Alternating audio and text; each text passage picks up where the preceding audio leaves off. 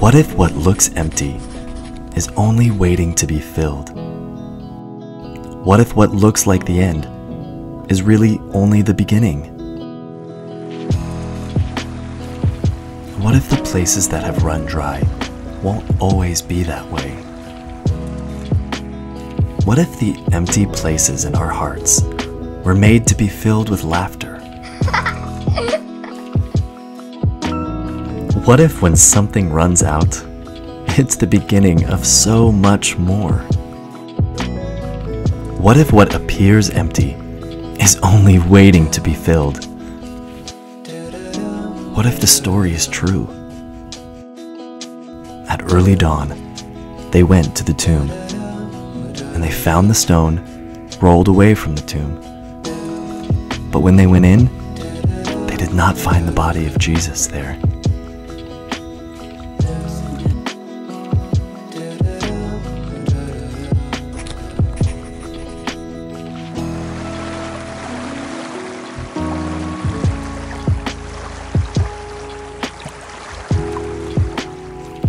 What if the story of Easter is anything but empty?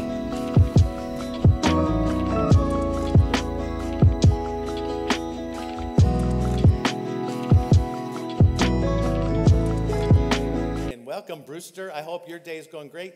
In Brewster, the Greatest Elders of All Time tour continues. Dan Hodge and Michelle Navarro and Bev Lamar are in Brewster currently, being honored for their 6 years of service.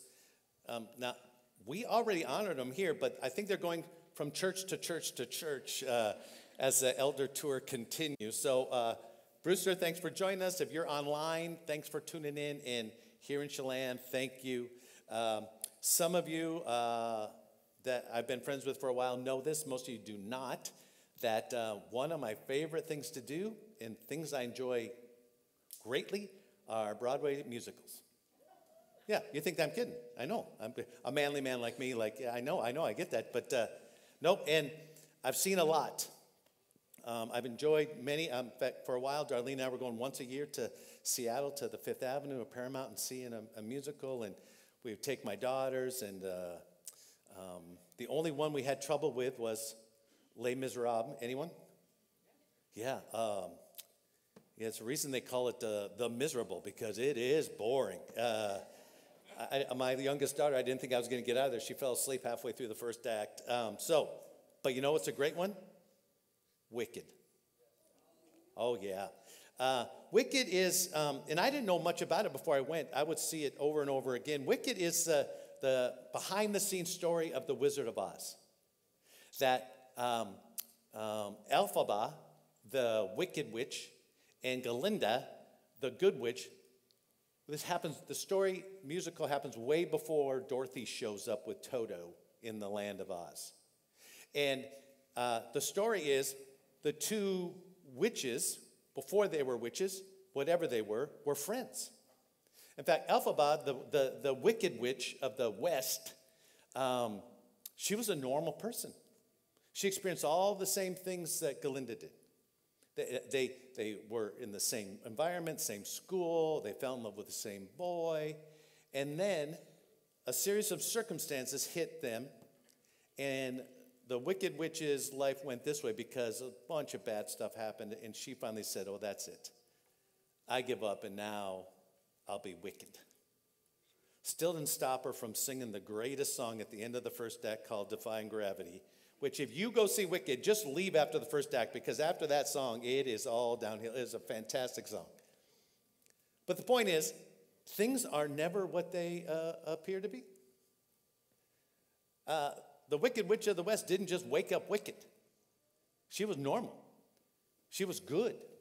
And something happened that turned her in a wrong direction.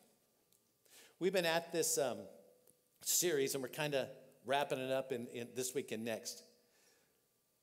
And we've been looking at things in the Easter story that maybe we didn't understand, kind of trying to fill in the blanks of stuff that seemed empty. And we started, to review a little bit, I'll catch you up real quick. We started with the thing that kicked it all off was Judas betrayed Jesus. And Judas used Jesus to get what he wanted. Judas wanted an overthrow of the Roman government. He wanted all the Jews to rise up like he was and be a zealot. So he betrayed Jesus, thought when he got arrested that would be the key, and it wasn't. Caiaphas was a high priest. He was the religious rule keeper. He had all the power. He had all the money. Being the religious leader was a good gig. And he had Jesus eliminated to keep what he had. Jesus was getting in the way of the religious system and was getting in the way of his future and his comfort. And he said, let's get rid of that guy. Then last week we looked at this dude. He was just a nobody. Barabbas shows up and he had killed some people. At least he was a terrorist. He started an insurrection and he was just sitting in his jail cell. And someone said, hey, Barabbas, you can leave. Jesus took your place. Because Pilate said, hey, we can trade in a prisoner during Passover. What do you want to do? And they said, well, give us Barabbas and crucify Jesus. So Barabbas was set free when Jesus took his place. Last week you talked about that, man, we're all Barabbas. We've all done stuff. We all deserve something that's not good. And Jesus shows up and says, I'll take your place. There's lots of things in the Easter story. There's stuff that we remember if you grew up in Sunday school or just general knowledge. But the story as we look at it is so much more than empty. It's so much more than just an empty tomb that we're going to talk about next week. Or it's so much more than an empty cross even. But what I want to talk about in the next couple of minutes is, especially in the Easter story, but maybe in your life, that things are not always as they appear to be. But we know that. I mean, come on, you know that. A lot of us showed up today pretending on the outside that everything was good and inside we're churning.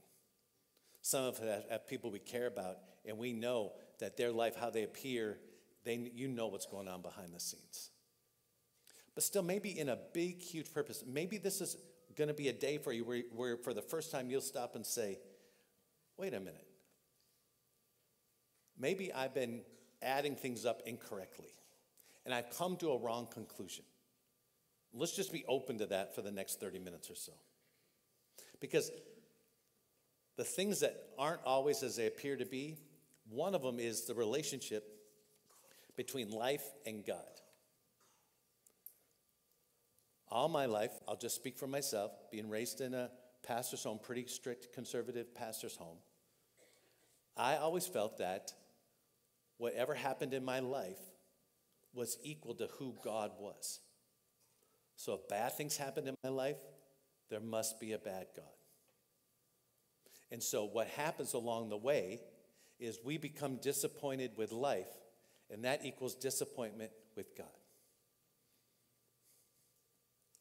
Especially if you're raised in an environment where, like, God's this loving, personal God, but you have stuff going on in your life that hurts. Your dreams don't come true. People you care about are in jeopardy. You go through painful experience. You think, come on, wait. God's a loving God. God cares about me. So then you get to the point where you say, okay, maybe God isn't loving. Or maybe God doesn't care about me. Or maybe there's no God. And for some of us, that's where we landed because it feels the easiest place, the less tension in our lives to land.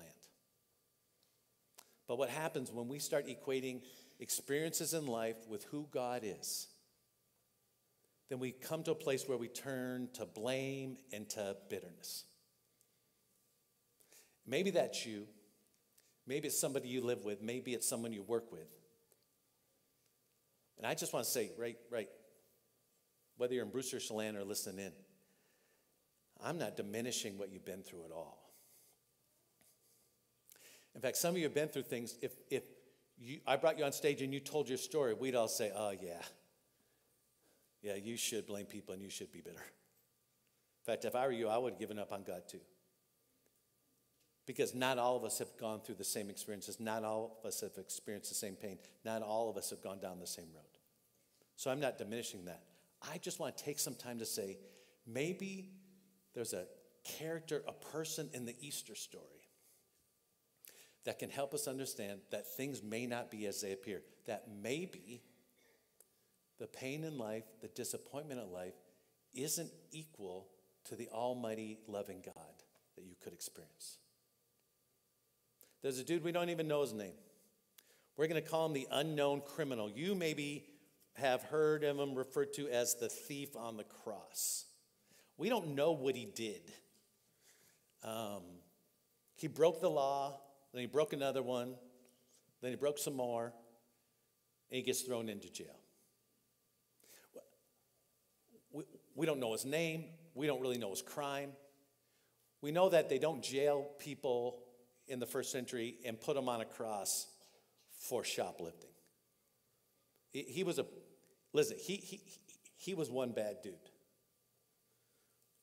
Average dudes don't end up on a cross being crucified. Someone made the decision in the Roman government that this guy was no good to life anymore. In fact, the only thing he was useful for is to be an example of what happens when you defy the Roman authorities, laws, and government. So, he's condemned to be publicly crucified, an example for everyone to see. Now, everyone knew about crucifixion, especially guys sitting in jail waiting for it to happen. Crucifixion we talk about during Easter, and this is Palm Sunday, but we're headed towards Good Friday and then to Easter Sunday. But crucifixion was horrendous, excruciating, painful.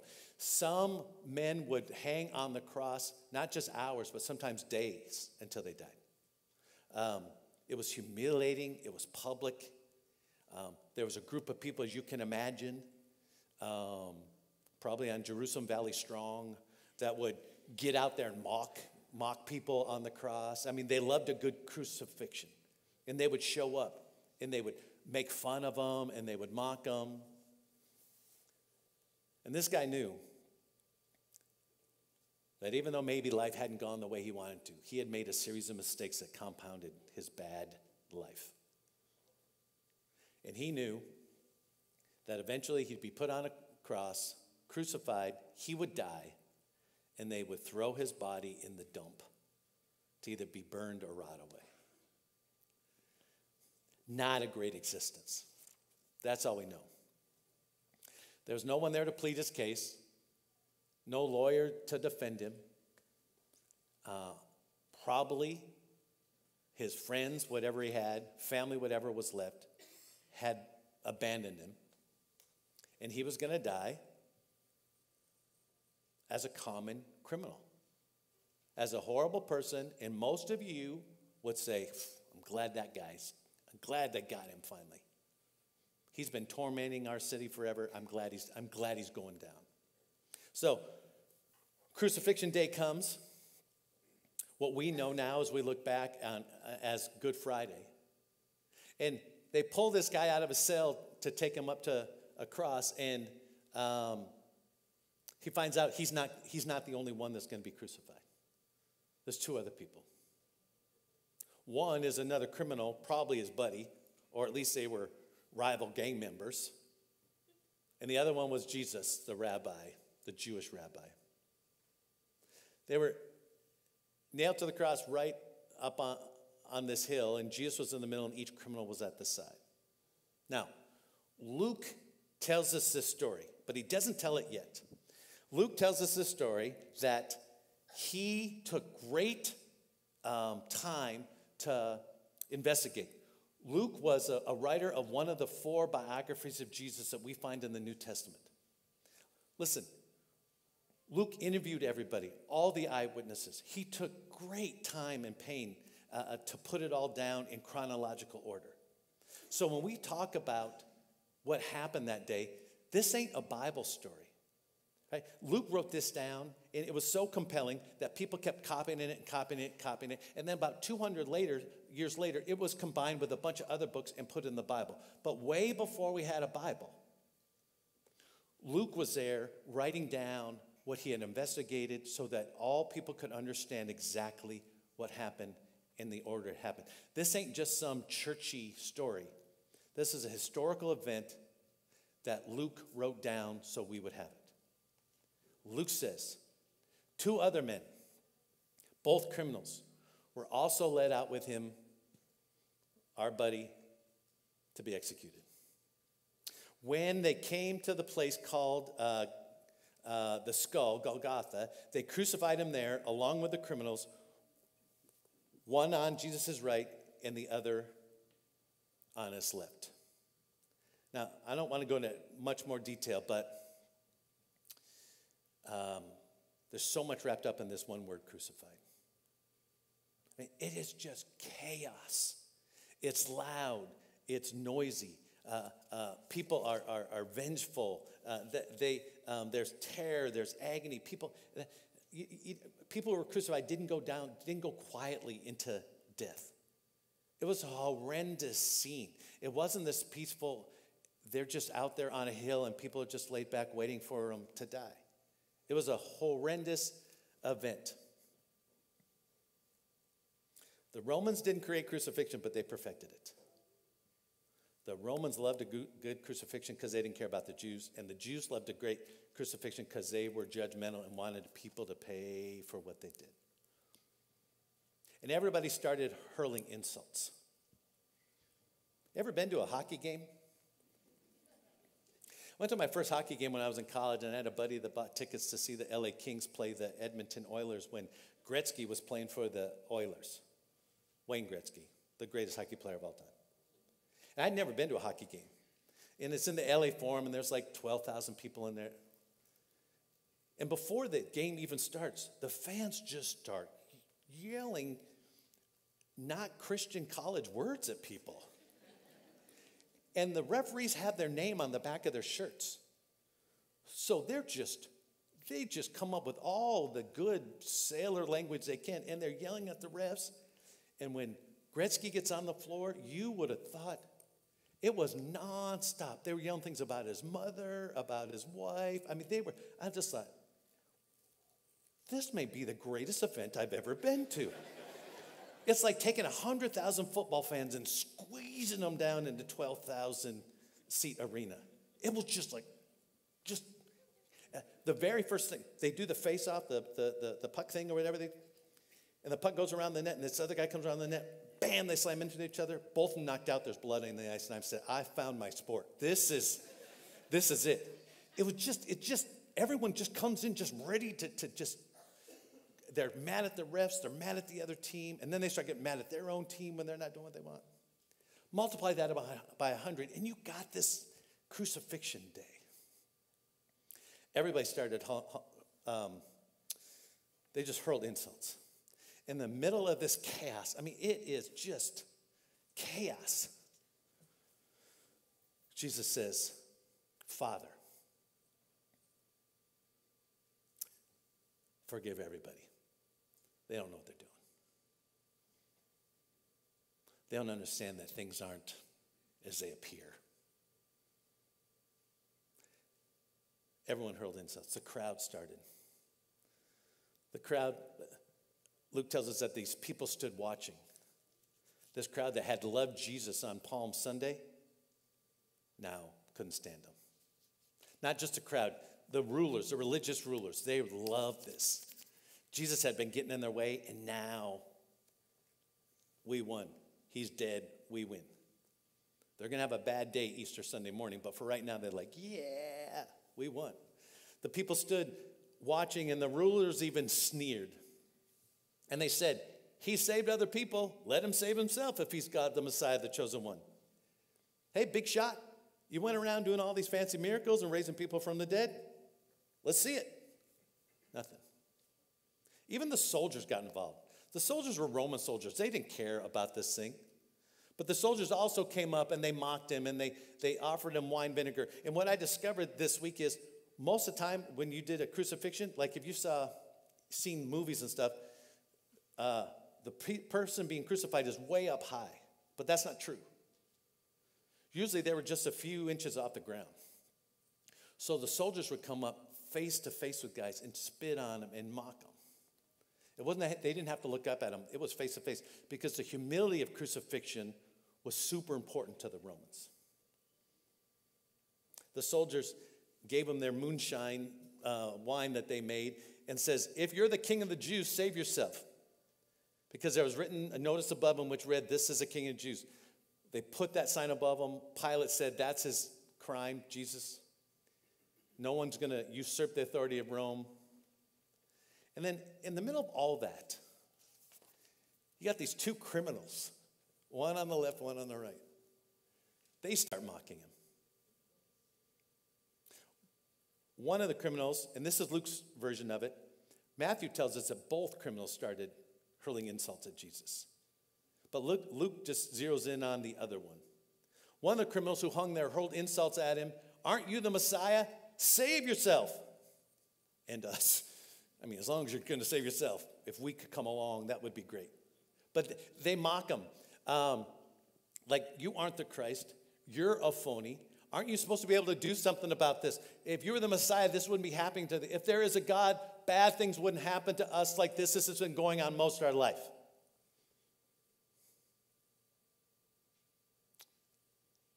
And if you're his son and you're a spokesman, aren't you supposed to do something about bad?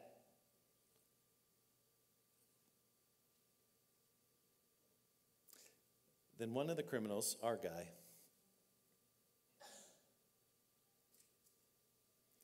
all of a sudden he thought, wait a minute. As life went, so God must go. God's never treated us well. My life's not gone good, so it must be God's fault. And here's the weird thing about this. In the middle of that interaction with the two criminals on the cross and Jesus, if at any time someone would have said, hey, where is God? The answer would be like, dude, just 12 feet to your left. He's right there. Finally, as the one criminal kept going on and on, our guy has a little change of heart. And suddenly he saw things that were different. And Luke tells us, but the other criminal rebuked the other criminal. Like, you got these two convicted murderers, let's call them. And one dude's like, hey, you're bad. No, you're bad. You're bad. Well, we're both bad. No, but you're worse than me. Well, why? Because you're on the right, I'm on the left. You're both going down. But the other criminal rebuked him. Don't you fear God, since you are under the same sentence? We're all sentenced to be crucified, but only two of us deserve to be up here. Look, he's saying, look, maybe we're not abandoned by God. Maybe this dude in the middle, this Jesus the Messiah, he's not resentful, he's not bitter, he's not disappointed, and he's suffering the same thing we're going through, but he's not lashing out at God at all. The man is not drawing conclusions about God based on the way life and others have treated him, and they have never seen that before. Jesus was going through, and he's innocent, and he's going through the same crucifixion.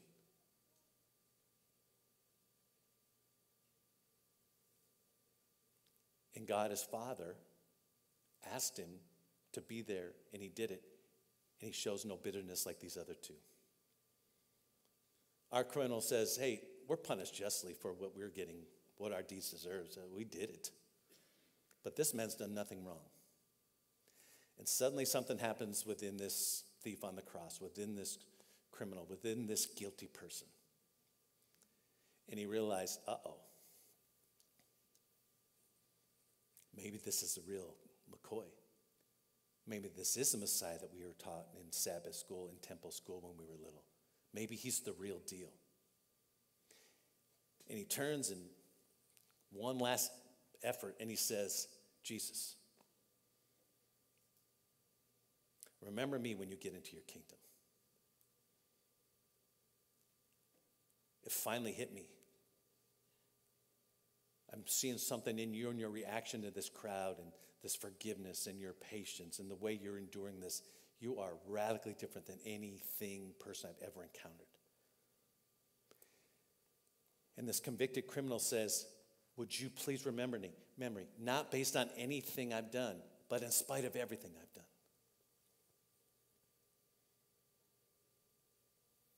And Jesus says, truly, I'm telling you the truth, brother. Today, you're going to be with me in paradise. Now, how did that happen? I just picture this dude. He dies. His soul goes to heaven. He's going to wait his new body or whatever happens up there. His old body's thrown into the dump. And he gets up there, and there's like, I'm making this part up. There's like security guards at heaven. They're angels. And they're like, wait a minute. How'd you get here? Well, a man on the middle cross told me I could come. Wait. Do you go to Bible study? No. Do you go to church? No. Did you give any money? No. Did you serve at Feed My Starving Children any of the sessions? No. How did you get here? I don't know. Jesus said I could. Wait. You didn't sacrifice? You didn't have to give up R-rated movies? You didn't have to not dance and not drink like the rest of us? Nope. I don't know. I know I don't deserve being here, but Jesus said I could come. Man, what if that's true? What if that's true of you? And maybe you've been earning your way towards getting God's attention, get God to love you. Or you've been running from God because your life hasn't been going the way you wanted. And maybe neither one of those things are true. It's now about noon, Luke says, and darkness came over the entire land until 3 p.m, for the sun stopped shining. It just got dark. And the curtain in the temple was torn in two. And the temple, if you grew up in Sunday school, you've heard this before, the temple is where everyone came to pay their penance and worship God. And the curtain was huge, thick curtain, and it separated everybody from where they believed the presence of God was, the Holy of Holies. And only the priest could go in there. And when Jesus died, that curtain was ripped in two, symbolizing, man, everybody that wants to come, the invitation is open and the door is open to anybody who acknowledges Jesus by faith.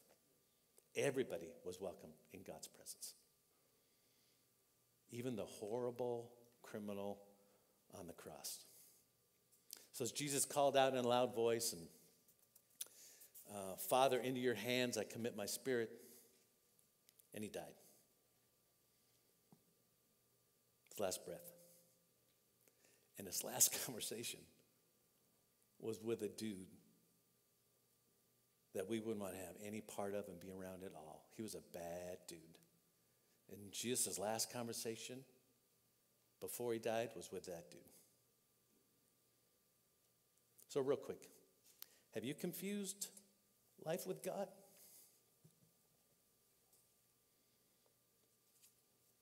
Like stuff is going on in your life and you're like, man, I'm not so sure. If there's a good God and a loving God, why is it me? Why is it my family? Why is it not everybody else? Why is it just me? Here's the message of the cross I hope you get today. If you haven't paid attention, just get this part.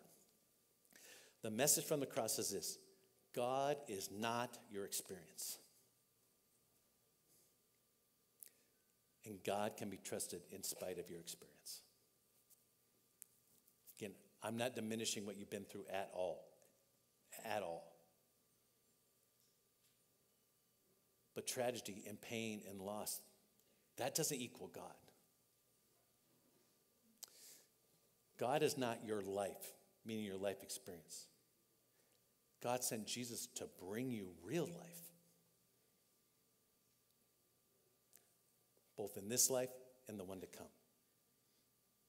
Because when we see him, we're like, okay, we're not Jesus. We're not Jesus. I mean, Jesus was in every way human like we are, but he was in every way God like God is. And how does that work out? I don't know. But Jesus had this in spite of life confidence in God. Like, yeah, this was a bad deal for Jesus. Just a few hours earlier, Jesus prayed that God would take it away, that he wouldn't have to go to the cross. But he did anyway. And he showed up because we needed a sacrifice. We needed a substitute. We needed our debt paid. We couldn't pay it. So in spite of his life, he still had confidence in God, his Father. Some of you have seen people who live like this, that they've gone through so much pain, and they still love Jesus. They still worship God. And you're like, how do you do that? I have friends, very close friends, and like, how do you wake up every morning? How do you have a positive attitude? And they're still real with their feelings. They're not phony and pie in the sky and everything. And so many people that have gone through so much pain, they're like, yeah, I'm not good, but I'm not giving up on a good God. You're sitting around people like that right now.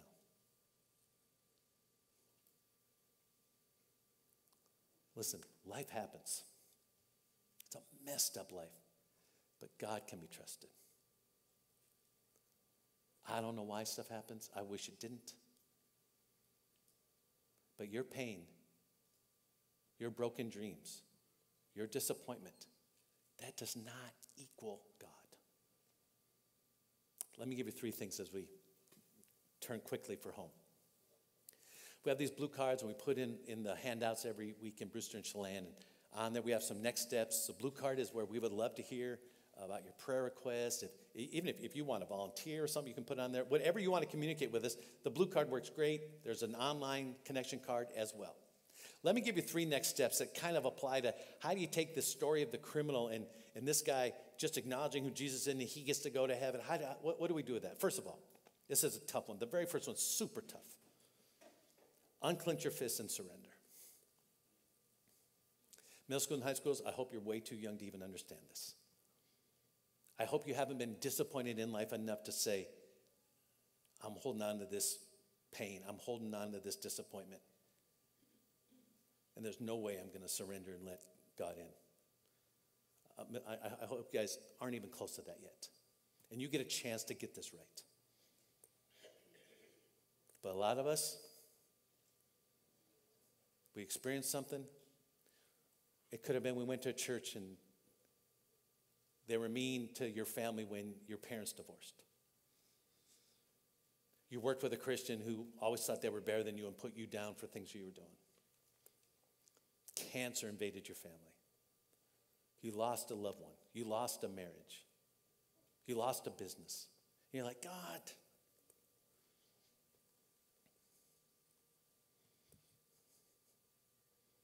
And maybe this morning it would help you, just in the privacy of your own moment here, when I close in prayer, or when you're on your way home, or maybe you get home and go for a walk, and you take your clenched fists. And maybe symbolically you just say, okay, God, I give up. I surrender. And I do that probably once a month. Like, I'm holding on to this stuff and Because the tighter I clench my fists, the less chance, the less opportunity God has to come in and do what he wants to do. You may have to, in that process, super hard, especially if you're in the middle of this thing, you trust God to redeem your experience. That God can take your brokenness, can take your pain. God takes horrible stuff and makes good out of it all the time. Does he do it at the speed I want to? No. Do I wish bad stuff would never happen? Yes. But we see that from the first pages of Genesis to the end of the book in Revelation. In all of your lives, many of us could stand and testify that yes, I was broken and I was hurt. You know what? God took that, he redeemed it, and now I'm over here and I can look back and say, I wish I hadn't done that, but look at what I've learned because of it.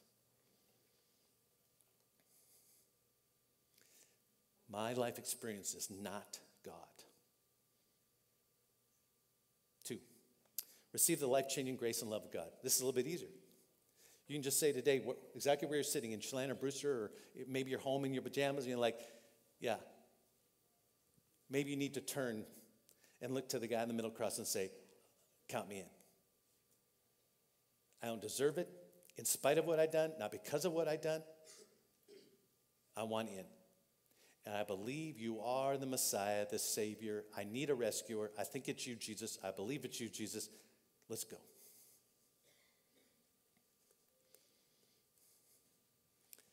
And that stuff, that's grace you don't find anywhere. You get to come in, your penalty's paid, then you get to inherit all of what God has for you. You don't find that anywhere. That's why it's so hard to talk about, because it doesn't show up anywhere. But that's what happens when you turn to Jesus and say, I'm with you. Now, for the last 4 weeks, I said the same thing on the third step. And now we're really close. But if you've discovered grace and love through Jesus, if you know what it is to be in the middle of a pile of pain and know that God got you through that and he redeemed that situation, moved you over here. If at any time you've been in a place where you're like, man, I blew it so bad, and you understand the forgiveness and the lack of judgment that Jesus offers you, that was meant to be shared with somebody. So I would encourage you, like I have the last 3 weeks, beginning today, would you be ruthlessly invitational in inviting someone to show up next week? Easter Sunday, everybody loves coming to church on Easter Sunday. And maybe it's not an invitation to come to church. They're like, I'm not into church, and I don't like church. I'm a person that doesn't like church, and well, that's how real life was formed, and I don't like organized religion, and we proved today we're not organized at all. Hey, listen, I know it seems awkward. Maybe it's your neighbor. Maybe it's somebody you work with. I know, I don't want to be trite. I don't want to say a bunch of pastoral blah, blah, blah. But if you got a friend, they like you and they trust you, and you say, hey, why don't you come to church with me? I bet they're coming. If you need to sweeten the pot and say, I'll pick you up and take you to brunch, okay. Listen, the life-saving grace and the love of God that changes your life was always meant to be shared with somebody else. And I would just encourage you, if you're a follower of Jesus, Brewster, if you guys are followers of Jesus, and there's some of you there, if there's some of you sitting in the pack in Chelan, that you would step past that awkwardness and have a little grit, and be a little ruthless and say, okay, I got one person, I'm going to ask him. It's not like Tinder. If you get rejected, no one's going to know. It's not you. But what would happen? Look around. Not as many empty seats today, but look around. Check an empty seat. That seat was meant for the person on your softball team, the person who plays soccer with you, your coach, your teacher, your neighbor, your relative. That might as well, a sign might be on every one of those empty seats. That seat is anything but empty, because it's waiting for you to have an invitation. That person's going to show up next week. They're going to meet Jesus, and their life's going to be changed forever. Because of my preaching? No. Because of the band? No.